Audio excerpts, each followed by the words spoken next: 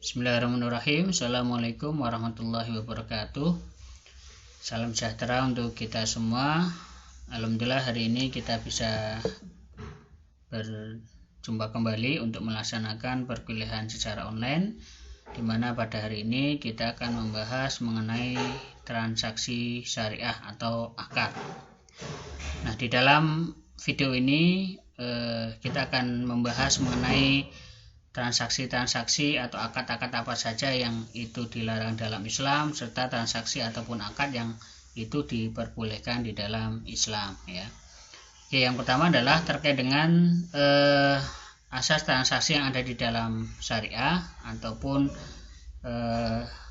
tentunya di dalam Islam ada transaksi-transaksi yang memang tidak diizinkan, ya, atau dilarang, ya, katanya dalam aktivitas bisnis yang kita jalankan, ya. Nah, adapun transaksi-transaksi ataupun bentuk-bentuk bisnis yang dilarang di dalam Islam antara lain adalah yang pertama adalah transaksi yang mengandung unsur maisir, ya. Maisir atau dalam hal ini adalah judi ataupun transaksi-transaksi yang mengandung unsur spekulatif, gitu, ya. Nah, tentunya ini jelas dilarang, ya. Apapun bisnisnya, walaupun itu menguntungkan, kalau itu masuk ke dalam kategori judi, ya maka itu dilarang, ya.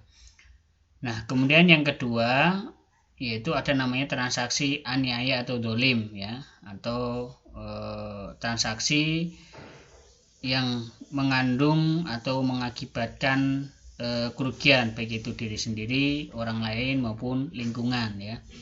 Jadi walaupun bisnisnya itu objeknya halal, kalau bisnis tersebut menimbulkan kerugian terutama bagi orang lain bahkan lingkungan, ya, maka tentunya itu dilarang, ya. Seperti misalkan bisnis tapi dengan cara sampai membakar lahan, gitu, ya, kemudian membakar hutan yang kemudian itu sampai merusak lingkungan, itu tentunya dilarang dalam Islam. Kemudian yang ketiga adalah unsur atau transaksi yang mengandung unsur gharar, ya, atau transaksi yang mana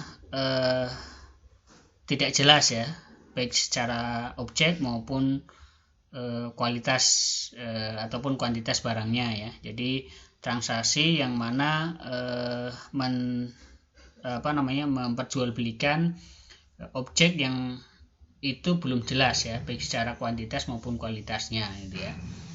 Jadi objek yang ditransaksikan itu belum jelas, ya, apa yang mau ditransaksikan, bentuknya seperti apa, ya, kemudian kualitas barang atau produk itu seperti apa dan sebagainya, gitu, ya. Kemudian yang keempat, nah ini adalah transaksi yang mungkin paling umum dibahas di dalam bisnis-bisnis syariah, ya, yaitu tentunya adalah bisnis yang haram, ya. Jadi apapun lembaga bisnis, ya, kalau dia berlabel syariah maka tentunya dia harus menghindari bisnis-bisnis yang mengandung unsur haram, ya, terutama adalah kaitannya dengan objeknya, ya. Jadi walaupun sebenarnya haram ini ada dua jenis, ya, haram secara zat, ya, dan haram secara non zatnya, itu, ya. Nah, kemudian yang selanjutnya adalah transaksi yang dilarang selanjutnya adalah yaitu transaksi yang mengandung unsur riba, ya, dan ini mungkin yang paling sering dibahas kaitannya kalau kita bicara tentang lembaga keuangan syariah, gitu, ya. Ini jadi riba ini jelas dilarang dalam Islam, ya. Nah, apakah kemudian riba itu sama dengan bunga atau tidak? Nah, ini kemudian yang menjadi perdebatan, ya, di kalangan ulama. Ada yang mengatakan memang bunga itu sama dengan riba sehingga bunga hukumnya adalah haram. Ada yang mengatakan bunga dan riba itu tidak sama sehingga ada yang mengatakan masih boleh kalau dalam kondisi mendesak, gitu, ya. Ada juga yang mengambil jalan tengah-tengah, gitu, ya. Nah, namun nanti kita akan lebih bahas lagi, ya, terkait dengan riba karena memang ditekan pembahasan di dalam keuangan syariah itu mungkin terfokus pada masalah riba ini, gitu, ya. Kemudian yang selanjutnya adalah ada namanya iktikar, ya, atau penimbunan, ya. ya. Jadi transaksi yang mana ada unsur penimbunan ya, di mana penimbunan ini umumnya dilakukan untuk mencari keuntungan gitu ya. Jadi menghambat distribusi barang ke pasar sehingga nanti barang itu langka di pasar sehingga harganya naik. Ketika harganya naik, maka kemudian dilepas di pasar gitu ya. Itu kalau dalam bahasa syariah itu namanya adalah itikar ya. Kemudian transaksi yang lainnya adalah transaksi yang batil ya, yaitu transaksi-transaksi lain yang tidak sesuai dengan syariat Islam gitu ya. Seperti misalkan transaksi yang memang secara rukun maupun syarat itu tidak terpenuhi ya, misalkan rukun syarat transaksi atau jual beli itu kan misalkan harus ada penjual, harus ada pembeli, harus ada barang yang diperjualbelikan gitu ya. Kalau itu salah satu yang tidak ada, maka ya tidak sah gitu ya, masuk ke dalam batil gitu ya. Atau para pelakunya tidak memenuhi syarat ya, misalkan kita transaksi dengan orang gila gitu ya, kemudian transaksi dengan anak kecil yang memang belum mampu membedakan mana yang baik mana yang buruk gitu ya. Nah ini juga bisa jadi masuk ke dalam kategori transaksi yang tidak sah gitu ya, karena syarat pelaku transaksi itu belum terpenuhi gitu ya. Nah ini antara lain adalah transaksi-transaksi yang ada di dalam syariah gitu ya.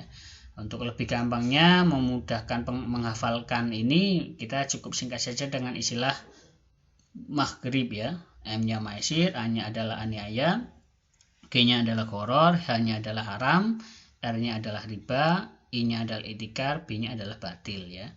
Ini untuk mempermudah saja untuk menghafalkan transaksi-transaksi yang dilarang dalam Islam.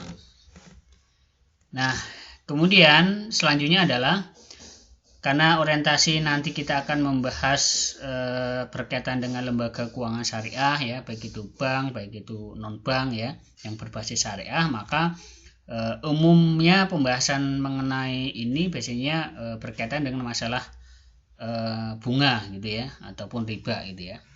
Nah, pelarangan riba ini memang menjadi salah satu hal yang menjadi fokus atau perhatian transaksi yang ada di lembaga keuangan konvensional ya. Walaupun masih banyak yang memperdebatkan eksistensi tentang bunga, tetapi pada dasarnya Majelis Ulama Indonesia atau MUI itu telah mengeluarkan fatwa haram bunga bank, yaitu fatwa nomor 1 tahun 2004. Ya, jadi walaupun banyak perdebatan, namun secara umum para ulama itu sudah mengeluarkan fatwa ya, khususnya MUI ya, tidak hanya MUI ya sebenarnya ya. Majelis ulama yang ada di tingkat internasional pun juga sudah mengeluarkan fatwa gitu ya, mengenai masalah bunga bank ya, di mana bunga bank itu menurut para ulama khususnya yang tergabung dalam Majelis Ulama Indonesia itu mengatakan bahwasanya bunga bank itu sama dengan riba sehingga hukumnya adalah haram ya. Untuk lebih detailnya silakan nanti bisa dilihat di dalam fatwa nomor 1 tahun 2004 gitu ya. Tapi perlu kita ingat bahwasanya yang namanya fatwa ini adalah jawaban ya. Ya, jadi dia sebenarnya tidak mengikat gitu ya. Karena dia hanya jawaban ya. Sehingga kalau tidak puas dengan jawaban ini ya monggo terserah gitu ya. Nah, ini. Oke, kemudian selanjutnya riba itu ternyata pada dasarnya itu diharamkan oleh semua agama ya, terutama agama samawi ya, termasuk Islam ya. Bahkan di luar Islam seperti misalkan agama samawi lain, misalkan kayak Kristen maupun misalkan dalam Yahudi misalkan ya, itu juga ternyata ada beberapa ayat yang melarang mengenai masalah bunga atau riba ini ya. Sebagai contoh, misalkan di dalam Injil saja ini ternyata ada ayat yang ternyata melarang masalah bunga gitu ya. Nah, misalkan di dalam kitab Ulangan atau Perjanjian Lama ya, pasal 23 ayat 19 itu disebutkan, janganlah engkau membungakan kepada saudaramu baik uang maupun bahan makanan atau apapun yang dapat dibungakan ya. Ini ya. Nanti mengenai tafsirnya seperti apa ya monggo nanti yang beragama Kristen mungkin akan lebih memahami ya mengenai tafsir dari ayat ini gitu ya.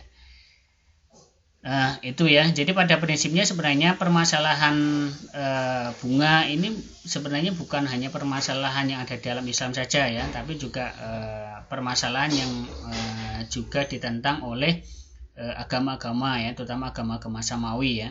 Nah, termasuk kalau di materi sebelumnya bahkan para pakar-pakar ekonomi pun juga sebenarnya ada beberapa yang tidak setuju ya dengan konsep masalah bunga. Makanya kita sebagai masyarakat ini sebenarnya sudah clear ya urusan mengenai masalah riba itu atau bunga itu bagaimana gitu ya. Nah, mungkin alasan kita atau mungkin ada masyarakat yang setuju dengan masalah bunga itu sebenarnya nggak masalah gitu ya. Apalagi kalau masyarakat yang memiliki modal ya, maka tentunya dia akan sangat setuju dengan konsep bunga ya, karena konsep bunga itu desainnya adalah menguntungkan para pemilik modal gitu ya. Gitu. Tapi kalau bagi orang yang tidak punya modal kok menyetujui konsep bunga, nah ini nggak tahu ya dasarnya itu apa gitu ya. Nah, dia dapat untung juga enggak itu ya. Itu. Kecuali kalau yang memiliki modal tadi mungkin dia ada alasan kenapa mereka itu mendukung masalah bunga gitu ya. Ya tentunya karena dengan skema bunga itu maka para pemilik modal itu dia dengan mudah untuk bisa mendapatkan keuntungan gitu ya. Itu. Oke. Nah, karena berdasarkan fatwa ulama tadi ya dan pendapat-pendapat ulama yang lain yang mengatakan bahwasanya bunga itu adalah haram, sehingga maka tentunya perlu ada alternatif lain untuk mewadahi terutama umat Islam ya di dalam melakukan transaksi gitu ya. Ya, jadi bagaimana kemudian ketika bunga itu diharamkan, namun masyarakat yang muslim itu masih tetap bisa melakukan transaksi gitu ya. Tentunya transaksi-transaksi yang tidak bertentangan dengan syariat Islam gitu ya. Nah, karena Islam itu melarang transaksi yang mengandung unsur bunga atau riba, maka dalam transaksi syariah telah memiliki jenis-jenis transaksi yang bisa digunakan untuk menghindari riba ya. Jadi ternyata ketika Islam itu melarang riba, bukan berarti Islam itu melarang yang namanya bisnis gitu ya. Sama halnya dengan ketika Islam itu melarang daging babi, maka bukan berarti umat Islam itu dilarang untuk mengkonsumsi daging. Nah, ketika Islam itu melarang daging babi, maka bukan berarti Islam itu melarang umat Islam untuk makan daging ya, karena ternyata yang dihalalkan itu lebih banyak gitu ya. Nah, kita masih diperbolehkan makan daging sapi, makan daging kerbau, makan daging ayam dan sebagainya gitu ya. Gitu. Sama halnya dengan dalam dunia bisnis gitu ya. Ketika Islam itu melarang riba, bukan berarti Islam itu melarang orang untuk melakukan bisnis ya. Ada alternatif lain yang itu bisa digunakan oleh umat Islam untuk melakukan bisnis ya. Apa itu alternatifnya? Ya, alternatifnya adalah kita harus menggunakan transaksi-transaksi atau akad-akad yang memang diperbolehkan di dalam Islam, gitu ya. Nah, apa saja akad-akad itu? Nah, nanti akan kita bahas. Nah, secara umum akad ataupun transaksi yang digunakan atau yang diperbolehkan dalam transaksi syariah itu terbagi menjadi dua, ya. Yaitu ada namanya transaksi yang sifatnya adalah komersil, gitu ya. Seperti nanti ada namanya bagi hasil, kemudian jual beli ya, kemudian jasa ya dan sebagainya gitu ya. Tapi ada juga transaksi yang non komersil ya. Nah, ini adalah transaksi yang mungkin membedakan dengan konvensional ya, karena kalau di konvensional prinsip transaksi itu adalah komersil gitu ya. Makanya ada namanya teori transaksional gitu ya. Ya. Nah, kalau dalam Islam ini juga ternyata ada transaksi tapi tujuannya tidak untuk komersil gitu ya. Itu contohnya misalkan nanti ada namanya akad qard ya. Jadi pinjam meminjam pinjam minjam ya, misalkan pinjam meminjam uang tapi tanpa ada keuntungan yang diterima oleh pemberi pinjaman gitu ya. Kemudian seperti misalkan ada zakat, infak, sedekah, wakaf dan hibah. Ini juga sama, ini juga transaksi kita menyerahkan uang kepada orang lain tapi bukan tujuannya adalah untuk kita mencari keuntungan gitu ya. Nah ini ya, nah, ini juga sekaligus yang menjadikan konsep Islam itu balance ya. Jadi ketika kita melakukan aktivitas bisnis itu tujuannya tidak hanya untuk komersil saja, tapi juga non komersil ya, untuk membantu sesama dan sebagainya gitu ya. Ini. Nah, dari jenis-jenis transaksi ini, maka kemudian kalau mau kita rincikan lagi, maka transaksi ataupun akad itu terbagi menjadi beberapa jenis ya. Nanti ada akad atau transaksi yang mana itu masuk ke dalam kategori namanya titipan atau yang kita kenal dengan istilah wadiah. Kemudian ada lagi transaksi atau akad yang mana itu bentuknya adalah kerjasama atau syirkah. Kemudian ada lagi akad atau transaksi yang mana itu merupakan konsep jual beli atau dalam bahasa saya namanya adalah bai ya. Kemudian ada lagi yang namanya sewa atau ijaroh ya. Kemudian ada yang berbasis jasa ya atau fee ya. Kemudian ada yang berbasis gade ya. Kemudian ada lagi yang non komersil atau sifatnya yang kebajikan. Nah ini ya. Nah sebenarnya akad-akad ini sudah sering kita praktekkan dalam kehidupan sehari-hari itu ya. Hanya saja secara istilah mungkin agak sedikit berbeda ya. Kalau titipan itu kalau di dalam bahasa fikih atau dalam bahasa syariah itu ada namanya wadiah. Kerjasama itu ada nanti namanya syirkah ya. Jual beli itu ada namanya bai, sewa itu ada namanya ijarah dan sebagainya. Nah belum lagi nanti kalau dalam konsep syariah masing-masing akad-akad ini ternyata terbagi menjadi beberapa jenis. Misalkan nanti titipan saja itu ada namanya titipan wadiah amanah dan titipan atau wadiah domanah. Kemudian ada lagi kerjasama itu juga ada lagi namanya musyarakah, mudorobah gitu ya, muzaroah, mukhobaroh, kemudian lagi nanti ada lagi masakoh ya dan sebagainya ya. Nah, kemudian jual beli juga ada namanya murobaha, ada namanya salam, ada namanya istisna itu ya. Kemudian sewa juga ada namanya ijaroh, ada ijaroh muntahiyah bitamlik dan sebagainya. Kemudian fee ini ada wakalah, kafalah, hawalah gitu ya, jualah dan sebagainya. Kemudian gade itu kalau dalam bahasa syariah namanya adalah rahen ya. Kemudian transaksi kebajikan ini ada qard ya tadi ya sudah saya sebutkan. Kemudian ada lagi zakat, infak, wakaf itu ya yang juga sudah saya sebutkan. Nah ini ya, ini sekaligus yang membedakan antara konsep akad yang ada dalam perspektif umum dengan dalam perspektif konvensional, dalam perspektif Islam gitu ya.